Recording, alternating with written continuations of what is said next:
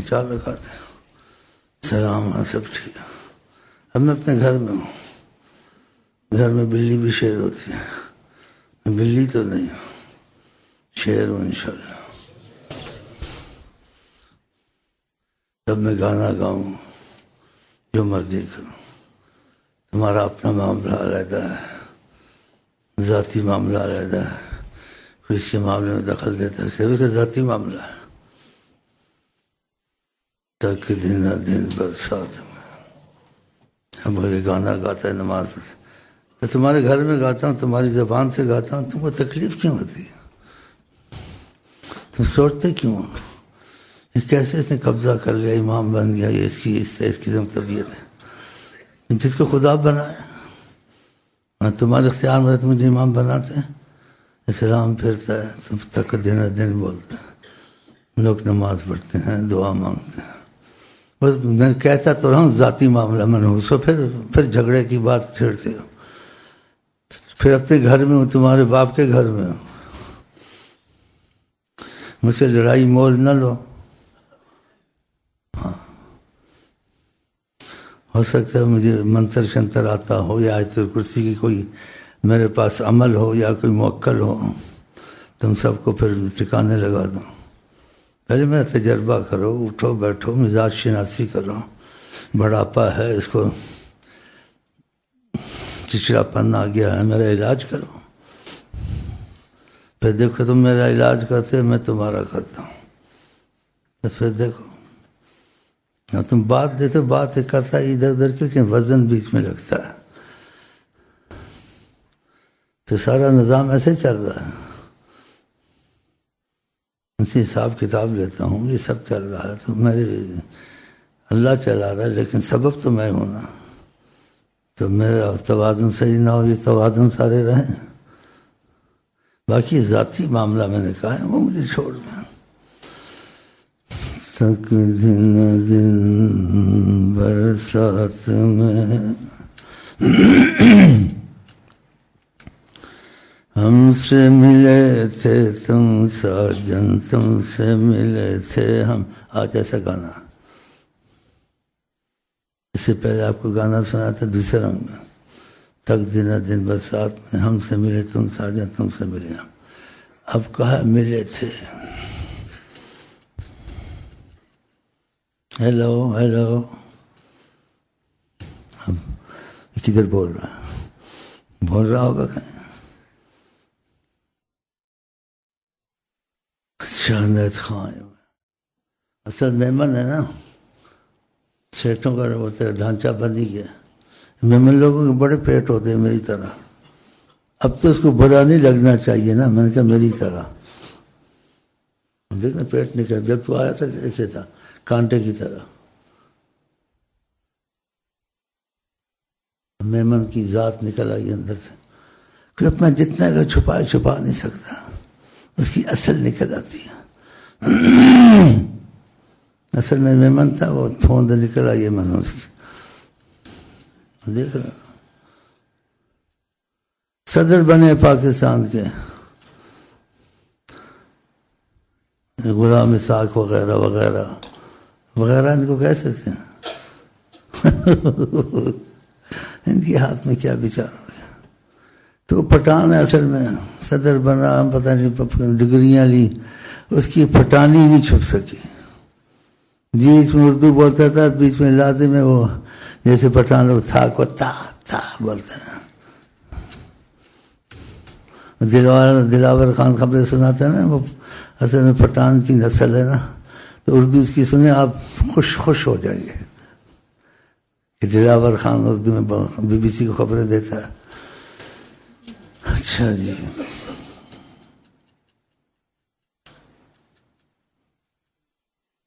مزے لینے کے لیے آئے ہاں، کہ گپ اچھی لگاتا ہے نا، گپوں میں تو پھنسایا جاتا ہے آدمی کو، گپ نہ لگے تو میں کیسے لوگوں کو پھنساؤں، پھر ان کو چلاؤں کہ تم نے کوئی رستہ نہیں لینا ہے، تمہارا رستہ ایک ہے، ہم عشق کے بندے ہیں، کیوں بات بڑھائی ہے، خدا نے انسان کو بنی آدم بنایا، کرم کیا اور اپنی محبت کے لیے بنایا. کتنی بڑی بات ہے. خدا نے انسان کو اپنی محبت کے لیے بنایا. پھر محبت میں اس کے لیے امتحان رکھ دیا، حرام حلال کا مسئلہ رکھ دیا.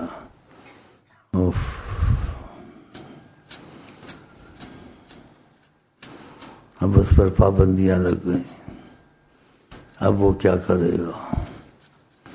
محبت سے بنا، محبت امتحان بھی تو ہوتا ہے نا. اس لیے آقا جی نے کہا دنیا سجن المومن، مومن کے لیے قید خانہ ہے، کافر کے لیے جنت ہے. تو پابندیوں میں رہتا ہے. کافر کی جنت ہے، جو مرضی کرے، دیکھو ان کو کچھ نہیں ہوتا. حرام کھائیں حلال کھائیں، ان کی اولادیں یا ہسپتال حرامی حلالی سب چل رہے ہیں. اور تم کو خدا نے عزت بخشی ہے، تم کو شک پڑتا ہے تو بیوی کو قتل کر دیتے ہو، پھر بھی تم ان سے تمہارا اس مسلمان ہونے کا کتنا امتیاز ہے. عزت کا بہت امتیاز ہے شک پڑنے سے. میرے گپوں کو چھوڑ دینا چاہیے، وقت قیمتی ہوتا ہے. لیکن کبھی کبھی دل بہلا لیا جاتا ہے. ایسے انسان ہے نا، انسان ہے. میرے پاس اندر بھائی بیٹھے ہوئے تھے، اس کی ناک انڈونیشیا کی طرح تھی، ایسے پھلی ہوئی. میں کہ یار کیسی خراب ناک ہے تیری، اعوذ باللہ من الشیطان. پاکستان میں انڈونیشی نسل نہیں چلانی میں نے. پھر میں ڈر گیا. مجھے خیال آیا کہ اللہ تعالیٰ تمہاری شکلوں کو نہیں دیکھتا ہے، تمہارے دلوں کو دیکھتا.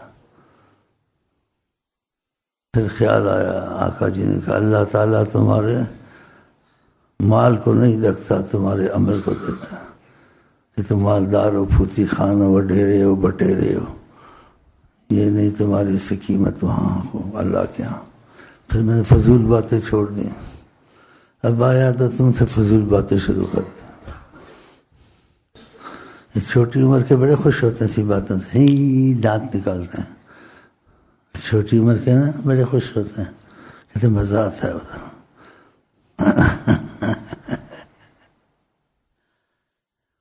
اور نئے نئے آئے، ایک جاتا ہے دوسرے کو گھسیٹ کے. پھر ایک چھوٹا تھا، دو تھا، پھر جاتے ہیں، پھر اور آتے ہیں. اب کتنے چھوٹے اکٹھے ہو گئے ہیں.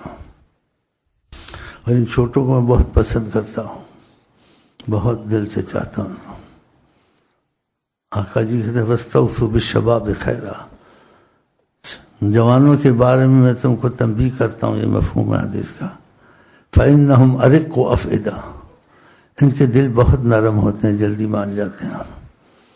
اور جو بڑی عمر کا ہو، منحوس سوال جواب کرے گا یا دل میں ریل چلائے گا، یہ لگیں گے تو پھر ایک دم تسبیح کو لگ جائیں گے. سب کو ماں باپ کو حیران کر دیں گے.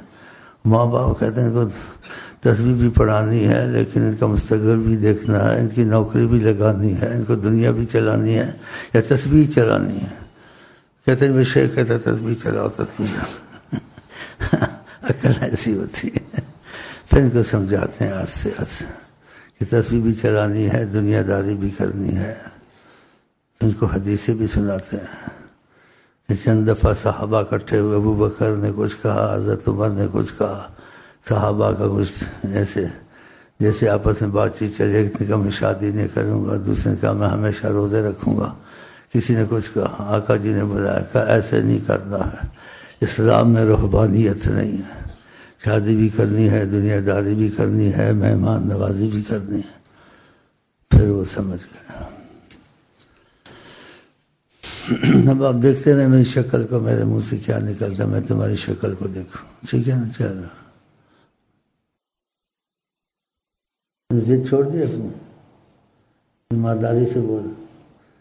فرق دیکھا؟ جھوٹ بولتے سچ، قسم کے نام کھائے گا. دیکھا کہ میرے ساتھ ہے جو مزاج یار میں آئے، بعد میں پتہ چل جائے گا اس میں کیا حکمت. ضد نہ کریں، حضرت موسیٰ علیہ السلام سے جوڑ کیا تو خضر صاحب نے کہا ہمارے ساتھ رہنا تو پوچھنا ہم سے نہیں ہے کسی بات کا، خاموش رہنا ہے، لیکن سے رہا نہ گیا۔ پھر ان کا آخر میں ایک دوسرے کو چھوڑنا پڑا۔ آقا جی کہتے خاموش رہتے تو عجائبات دیکھتے، کشتی میں بیٹھے تو کشتی کو سوراخ کرنا شروع کیا۔ موسیٰ علیہ السلام گھبرا گئے، کہا یہ کیا کر رہے ہو، سب کو ڈبونا ہے تم نے؟ کہا یا تم شاگرد ہو، تم پھر آگے سے بولتے ہو؟ ہم نے تم کو پہلے کہا تھا کہ تم نے ہمارے ساتھ شاگردی کرنی تو بولنا نہیں، میں جو کرنا اعتراض نہیں کرنا۔ جیسے کہتے آئی ایم سوری پلیز، کہ اچھا آپ تو درگزر کریں، آپ جو کریں، میں شاگردی قبول تو کی ہے لیکن اب کوشش کروں گا ایسا نہیں کروں گا۔ چلے اترے بستی میں، دیکھے لڑکا تھا، معصوم تھا، ابھی بلوغ بالغ نہیں ہوا تھا۔ آنکھ بچا کے اسے ایک طرف لے گیا، اس کی گردن مروڑ کے مار دیا اس کو۔ حضرت صاحب نے کہا لقد جئت شیئا، تو بہت غلط کام کر دیا آپ نے، اس کی خطا بھی نہیں تھی، ابھی یہ تو شریعت کے احکام بھی اس پہ نہیں تھے، آپ نے اس کو جان سے مار دیا۔ کہا الم اقل لک انک، میں تم کو پہلے نہیں بتایا تھا، سمجھایا تھا کہ تم ایسا ٹھہرو گے نہیں، تم شاگردی کرنے لگے ہو، شاگردی پھر دوبارہ تم نے بات چیت شروع کر دی اور استاد کو ٹوکتے ہو۔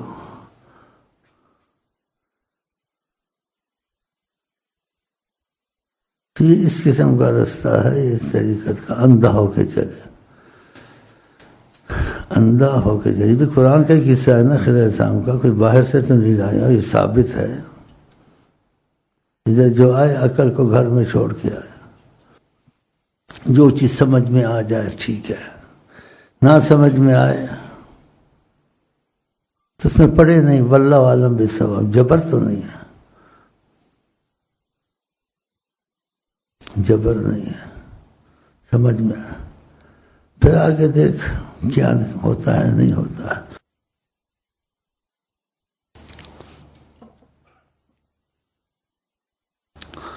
پہلی دفعہ ہر کوئی آ جاتا ہے سنی سنائی پر، تو تھوڑا اس کو جیسے نا یہ بات کئی دفعہ کہتا ہوں، لیکن وہی آدمی تو نہیں آتے، نئے آتے ہیں تو ان باتوں کو دہرانا پڑتا ہے۔ جو نئے ہیں تو وہ سن لیں کچھ، تو پھر غلطی سے آ گئے کوئی بات نہیں، آئندہ نہ آئے۔ یہ تو میری مرضی ایسی ہے، وہ میری مرضی پہ نہیں چلے، میں بندوق کی نوک پر تو نہیں چلا رہا ہوں کسی کو، یا اسلحہ رکھ کے بیٹھا ہوں، نہیں، اس کی مرضی ہے۔ پھر وہ کہہ سے دوستی کی تو پھر داڑھی رکھنی پڑے گی، ہاں داڑھی رکھنی پڑے گی، بہت بڑی مشکل آ گئی ہے نا، پرابلم آ گئی، اب داڑھی رکھو جی۔ وہ کلین شیو کرتے ہیں کہ تاکہ بوس و کنار اپنی عورت سے کریں، بوس و کنار میں ان کو مزہ آئے گا، پھر یہ بھی بات کرنے کی ہے نہیں کرنے کی، ہوتی تو ہے نا، ہاں تو اس لیے منڈی ہوگی داڑھی، اس کا بوس و کنار خراب ہو جائے گا۔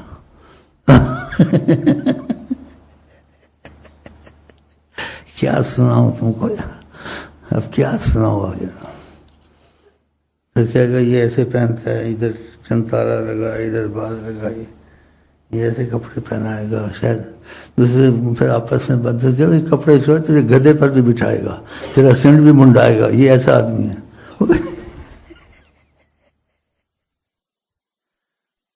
کہے گا یہ تو بڑا مشکل بات ہے، مطلب اس کو یہی چیزیں آتی، یہی سکھاتا ہے، اور اس میں کیا بات ہے سمجھ نہیں۔